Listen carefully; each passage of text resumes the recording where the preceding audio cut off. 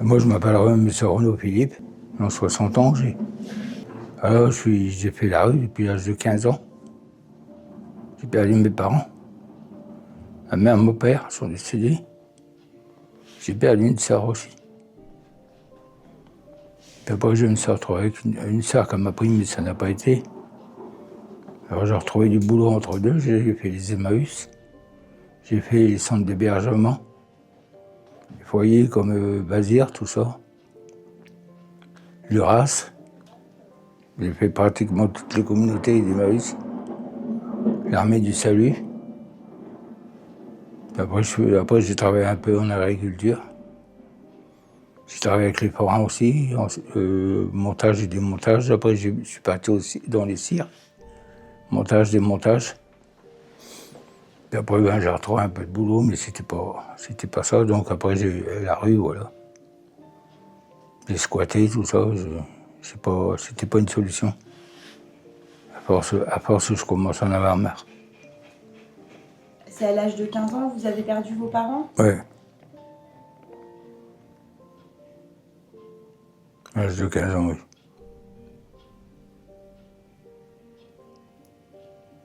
Et votre sœur aussi, c'est ça? J'ai perdu une sœur, oui, handicapée. À peu près en même temps? Non, longtemps après.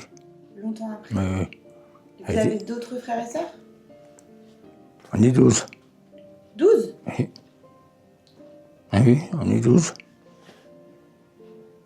Les autres, je les vois pas. Vous avez des souvenirs avec votre papa? Bon. Oui, quand même. Oui. Tout le monde me dit que je suis un gars têtu. Tous les foyers que j'ai faits, c'était pareil, c'est ce qu'ils me disaient. Monsieur Renaud ne peut pas vous parler parce que vous êtes têtu. Ouais. Ah, le père me disait, ah ouais, têtu. Et puis j'allais pas à l'école. Je connaissais pas l'école, j'aimais pas l'école. Alors le père, il recevait des lettres, voilà. T'as pas été à l'école? Je dis non, j'ai pas été à l'école, j'aime pas l'école. Il dit, il va falloir que tu ailles quand même à l'école. Il dit, parce que ça va pas aller. Voilà. Alors qu'est-ce qu'il disait après? Il disait, il avait toujours des convocations par le directeur, ceci, cela. Oui, votre fils se présente pas à l'école. Alors l'autre, ça repartait les engueulades, voilà. Et votre maman, elle disait quoi? Bon, rien du tout, qu'est-ce que vous voulez qu'elle dise? Rien du tout, c'était le père qui avait le dessus. Vous avez l'air d'avoir reçu une éducation assez dure, Oui, militaire. oui, avec le père, oui. Le père, il était pas à prendre avec des pincettes. Pourquoi ça se passait comment? Ça se passait que je prenais une engueulade. C'est quoi une engueulade? Une engueulade, c'est qu'il fallait que je fasse ce qu'il me disait, voilà. Parce que quand il me voyait traîner dehors, tout ça, et toute une équipe que je connaissais pas, ça n'allait pas. Pour ça, celui qui a des parents, il faut qu'il les respecte. Et vous avez des souvenirs d'enfance avec vos frères et sœurs, vos parents? Non, mes frères et sœurs, je les ai presque pas vus. Vous viviez pas ensemble? Ah non, pas du tout. Ils étaient placés, mais je sais plus où, je me rappelle plus. Et j'en ai qui sont mariés, mais je sais pas où ils sont.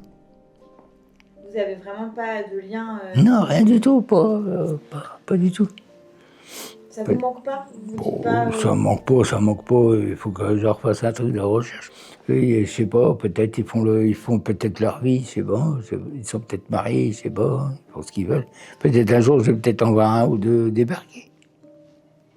Et donc racontez-moi un petit peu à l'âge de 15 ans, qu'est-ce qui s'est passé pour vous? À 15 ans, j'ai fait des foyers, des centres d'hébergement. J'ai pas mal voyagé, j'étais avec les forains, tout ça. J'ai pas mal galéré. Après, c'était la rue. Puis après, je suis tombé dans l'alcool, voilà. Bon, là, vu que je suis là, maintenant, c'est fini, j'y pense plus. C'est l'élément déclencheur, si on peut dire ça comme ça, qui a fait que vous êtes retrouvé à la rue, c'est le décès de vos parents. Oh, la vie en foyer, c'était pas tellement, pas terrible. J'ai fait des foyers vraiment pas terribles.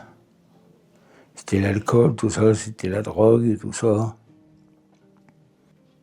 Alors c'est pour ça, c'est moi qui ai demandé de venir ici. C'est moi qui ai fait une demande pour rentrer ici.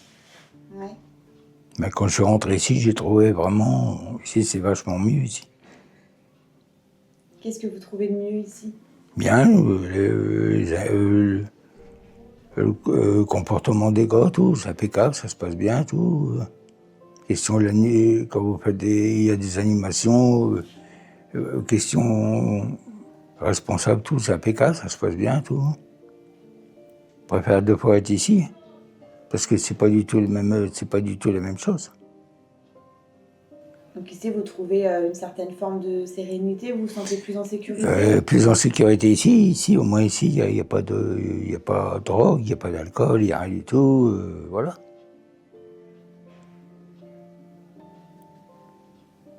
Et quand vous me dites la drogue, l'alcool... Non, mais la drogue, non, la drogue, j'ai jamais touché à la drogue. Plus que je consommais, c'était l'alcool. Ça, c'est quand je me suis retrouvé, voilà, dehors, je suis tombé sur des gars, des gars que je connaissais, ils étaient dehors, voilà. Qu'est-ce que j'ai en tête, c'est que je voudrais bien que c'est que les autres qui soient comme moi, qui s'en aillent, c'est tout. Qu'ils arrêtent de l'alcool, voilà, qu'ils arrêtent, voilà. C'est ça que je voudrais, moi. Mais vous, quand vous êtes retrouvé dans des situations comme ça dans la rue, vous me dites avec des fréquentations des personnes qui consommaient de l'alcool, et c'est ça qui a fait que vous avez aussi vous consommé de l'alcool? Ouais, mais c'est ça qui m'a mis dedans, voilà. Même pour squatter, c'était pareil, parce que je squattais avant. J'ouvrais des maisons, tout ça, pour rentrer. C'est déjà arrivé, oui, plus d'une fois. Plus d'une fois. Vous vous rappelez d'un squat particulièrement où vous étiez? Le squat, pratiquement, c'était pas par ici, c'était dans la Somme, sur Amiens, tout ça. Ouais. Le squat, ça va, on l'avait bien. J'étais pas tout seul, on était plusieurs, on était 3, ça allait, on s'attendait bien, tout, il n'y avait pas de rien. Puis on a tout arrangé dedans, tout impeccable, mais seulement on est obligé de partir, c'était interdit. Donc vous m'avez dit, j'ai vécu dans des squats. Vous m'avez aussi parlé de foyer tout à l'heure. Oui, des foyers, oui, j'en ai fait des foyers. J'ai voyagé pas mal. Le voyage, ça a l'air d'être quelque chose qui a animé votre vie. Ah ouais, ça, puis même si ça ne serait pas recommencé, je referais. Les voyages? Ah, je revoyagerais, ah oui. Et qu'est-ce qui a fait qu'à un moment donné, vous avez trouvé le chemin des foyers? Le chemin des foyers, c'est en galérant. La force de galérer, c'est là que j'ai trouvé, voilà. J'en ai fait des communautés. Hein. Et je ne vais pas vous dire toutes les communautés que j'ai faites parce que vous allez dire non, c'est pas possible. Les communautés, c'est pas la même chose. C'est pas le même système que les foyers. En communauté, on travaille. On ramasse, parce que moi j'étais ripper, j'étais sur un camion, je ramassais les meubles. Bon, avant c'était les cartons, on faisait ramassage de cartons. Puis après, on faisait les déménagements des maisons, tout ça. On avait un pécule de côté. C'est pour ça que je préfère aller faire des communautés que d'être dehors, voilà. Ah, j'en ai fait. Et c'est quoi le métier que vous avez préféré faire? Plus que j'ai préféré, c'est quand je travaillais dans le bâtiment. En peinture dans le bâtiment. C'était où ça? Alors j'en ai fait, j'ai travaillé sur Amiens, j'ai même travaillé comme monteur chapeaudage. Ah, le bâtiment, c'est quelque chose qui me plaisait, mais c'est un peu dur. Ah oui? C'est pas du facile. C'est pas facile. Et ça, vous disiez, du coup, le fait d'être en communauté, de travailler, c'est quelque chose qui vous plaisait? Ben, c'est quelque chose qui me plaisait, mais c'était un truc dur, qui était dur. Moi, j'en avais plus d'un travailler 2 jours. Hein. Puis partir après. Partir même, j'en ai vu un qui n'a même pas commencé, il est parti. Quand il a vu ce qu'il y avait à faire, il est parti. Il faut être courageux. Ah, voilà, il faut avoir la tête, et puis il faut avoir la tête sur les épaules. Vous avez des souvenirs quelqu'un qui aurait fait quelque chose pour vous, qui aurait marqué un peu votre parcours de vie? Ben, pratiquement, en plus, c'est quand je suis arrivé là, c'est quand j'étais au foyer là, c'est quand j'étais à Luras. À Luras, je suis tombé sur des animateurs vraiment qui m'ont sauvé quand même. Franck, celui qui est directeur au foyer là, Luras. Mais pour moi, il a essayé pour que j'arrête un peu, ceci, cela, voilà. Et vous lui en êtes reconnaissant aujourd'hui? Oui, quand même. Parce qu'il a sauvé pas mal de gars, puis les gars, ils l'ont pas écouté. Ils n'ont pas suivi ses conseils. Il m'a dit surtout, t'arrêtes l'alcool, il faut arrêter ça, il faut arrêter l'alcool, il faut arrêter de te battre, tout ça quand t'as bu. C'est là que j'ai commencé à arrêter. Alors c'est pour ça, c'est moi qui ai demandé pour venir ici. Si je vois qu'ici c'est mieux. Il n'y a rien du tout ici, au moins, moi c'est bien. Et vous vous sentez comment? Bien, mieux, bien, tout, mieux qu'avant, quand même. Parce qu'avant, quand je buvais, c'était pas la peine. On pouvait pas m'adresser la parole, c'était pas la peine. Agressif, tout, c'était pas la peine. Et qu'est-ce qui vous a plu chez nous? Le manger, c'est impeccable. Comme j'attends qu'il y en a qui se plaignent, mais ça sert à rien de se plaindre. Parce qu'ils seraient dehors, ils feraient comment dehors? Moi, avec tout ce que j'ai passé, comment que je faisais quand je mangeais dehors? Comment je faisais? Comment vous faisiez justement pour manger dehors? Comment je faisais? Les poubelles, tout ça. Ouais. Récupération, tout ça. Il y a des moments, bon, c'était pas bon, c'était plus bon, le manger était plus bon. Alors je faisais les restaurants, tout ça. Je faisais les kebabs, tout ça. Oui, je faisais les poubelles, puis il y a un gars qui est passé, il s'est arrêté, il m'a laissé une pièce, un billet, il m'a donné un billet. Il dit, tiens, va te chercher à manger, j'ai pris un kebab, voilà. Et des gens comme ça, vous en avez rencontré souvent? C'était rare, c'était rare. Et il est arrivé, j'imagine, que vous ne trouviez pas à manger? Voilà, ça est arrivé, il y a des moments, les poubelles, à force, j'en avais marre. Je mangeais pas, non, c'était l'alcool, voilà. Quand on voit quelqu'un dans la rue, on entend non, je vais pas lui donner de l'argent parce que de toute façon, il va s'acheter de l'alcool, il va pas s'acheter à manger. Exactement. Alors? C'était ça, voilà. Il y a des moments, le gars me disait non, je te donne pas d'argent et je vais te chercher à manger. Je dis parce que je sais que c'est pour boire. Comme il y en a certains comme ils font dehors. Voilà. Ils demandent, mais c'est pour aller pour boire, voilà. Et vous, par exemple, si on vous avait donné de l'argent, vous auriez choisi de boire ou d'aller manger? Non, j'aurais été manger. Vous auriez été manger. Et la violence dans la rue, c'est comment? La violence, ne m'en parlez pas, c'est baston. Surtout, c'est quand ils ont bu. Ça arrange plus, c'est plus comme. Il n'y a plus d'accord maintenant, quand les mecs dehors. Les sans-abri, ceux qui sont dehors, il n'y a plus rien du tout. Ils sont toujours en train de se taper. Pour boire, tout ça pour 1 litre. L'autre, il a bu plus que l'autre, voilà, ça part en baston. Cigarette, c'est pareil. C'est la même chose. Ah, moi, ça m'est déjà arrivé, oui. On m'a même fait les poches. Ah bon? Qu'est-ce qu'on vous a fait? 150 € de partie. Ouais, parce que moi, avant, je touchais le RMI avant. J'avais le RMI, bon, vu que j'étais dehors, voilà, je prenais pas tout, je prenais que la moitié. Et les poches, on me faisait la poche quand je dormais. C'est arrivé plusieurs fois? Oh oui, même les chaussures. Même le pantalon, je rigole, mais c'est même le pantalon, les chaussures, tout. Pendant que vous dormez? Et je me levais le lendemain matin, plus de chaussures, plus de pantalon. Parce qu'il y avait un centre qui passait le soir pour les gars qui sont dehors, pour leur donner des vêtements, tout ça, à manger, tout ça. Je récupérais des pantalons, tout ça. Un matin, je me suis réveillé, plus de pantalon, plus de chaussures, plus rien. C'est un gars qui est passé, il dit tiens, un pantalon, une chaussure. Et oui, la rue, c'est comme ça. Même encore maintenant, ça se passe encore maintenant.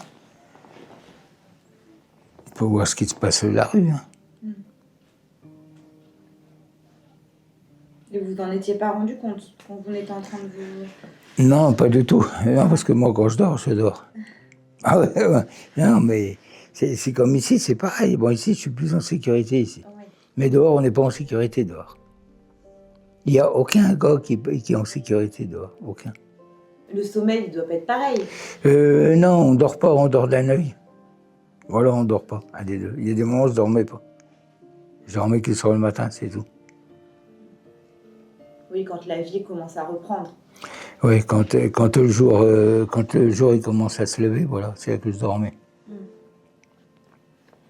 Je dormais dans les crédits agricoles, je dormais dans caisse d'épargne, tout ça. Je dormais partout. Une place, un coin, surtout, je trouvais des coins où j'étais pas embêté, c'est là que je dormais. Ben, la première nuit que je suis passé à la rue, j'ai dit, c'était un peu compliqué, puis j'ai pas vu la nuit. J'avais tellement picolé que j'ai pas vu la nuit. Je me suis couché, j'ai dormi plus que j'ai vu la nuit. Et vous aviez bu parce que vous aviez peur ou... Non, c'est pas ça, mais ça me faisait chier, voilà. J'étais tout seul, voilà. J'avais personne avec moi, voilà. Celui qui dit qu'il connaît la rue, il la connaît pas comme je la connais, la rue. En tout, vous avez vécu combien de temps à la rue? J'ai vécu un moment dehors, mais je ne me rappelle plus. J'ai vécu un moment. Si je ne serais pas ici, je serais encore dehors. Alors je serais peut-être mort. Parce qu'avec tout ce qui se passe maintenant, et tous ceux qui se baladent avec les couteaux, tout ça, c'est plus intéressant. Voilà. Est-ce que vous avez eu peur de mourir quand vous étiez à la rue? Non, ça me faisait pas peur. Non, pas du tout. Pour ça, j'ai préféré être en sécurité, parce que je voyais qu'à la fin, je voyais que ça commençait à mal finir. J'ai dit, bon, c'est pas la peine. Faut mieux chercher un coin pour être tranquille, voilà. Rentrer dans un centre, voilà, c'est tout. La rue, qu'est-ce qu'il y a comme expérience? Il n'y a pas grand-chose comme expérience à la rue. C'est de traîner, c'est tout, c'est de traîner, c'est que, voilà. C'est la merde. Mais une fois que j'étais réveillé, bah, c'était la bière, voilà. Dès le matin, même il y a des moments, ça m'arrivait à 6h, 5h, 6h du matin à la bière. Si j'en avais. Si j'en avais, ça allait. Si on n'avait pas, ben voilà. Mais comme j'en avais toujours. Vous en aviez toujours? Ah, toujours, j'arrivais toujours à me débrouiller pour avoir la bière. Toujours, ah ouais. Moi, c'est toujours, question de ça, toujours. C'était quoi vos techniques pour trouver de la bière? Ah, puis comme je connaissais pas mal de gars qui étaient dehors, avec eux, il n'y avait jamais de problème. Après ma bière, je faisais la manche, voilà. Voilà. Toute la journée? Toute la journée, voilà. Pour ça, je vous dis, la rue, c'est terminé. Ça doit être un soulagement. Bah oui, oui, soulagé. Parce qu'à force, je commençais à en avoir marre. Après, quand la nuit tombait, moi, je trouvais un coin pour dormir, voilà. Je changeais toujours de coin. Pour pas être embêté. Parce que les gars, ils connaissaient le coin que je dormais. Vous restiez toujours tout seul ou c'est arrivé Toujours. que vous restiez avec des personnes? Tout seul. Plus difficile, c'est quand on est agressé. C'est quand on se fait agresser, qu'on se réveille le matin, qu'il n'y a plus d'affaires, qu'il n'y a plus de chaussures, il n'y a plus de portefeuille, il n'y a plus rien du tout. Moi, quand je papier, un jour je me lève, plus de papier, rien du tout, plus de pièces d'identité, plus rien. Plus de sous, plus rien. Et vous vous êtes déjà fait agresser physiquement? Ah oui, déjà, je me suis même déjà retrouvé à l'hôpital. Le nez cassé, tout ça. Qu'est-ce qui s'était passé? Baston, pour l'alcool. Le mec, il avait trop bu, voilà. Puis il cherchait, il était en manque. Même pour la drogue, il était en manque, le mec. Voilà. Et du coup, il était venu vous voir? Voilà, il était venu me voir, moi j'ai dit non, pas que j'avais des sous sur moi, j'ai dit non. Le mec, il a commencé à sortir le couteau. J'ai dit, vas-y, range ça, alors c'est là qu'il s'est mis en pétard. C'est là qu'ils étaient au moins 3, 4. C'est là que j'ai pris une volée, c'est là que je me suis retrouvé à l'hôpital.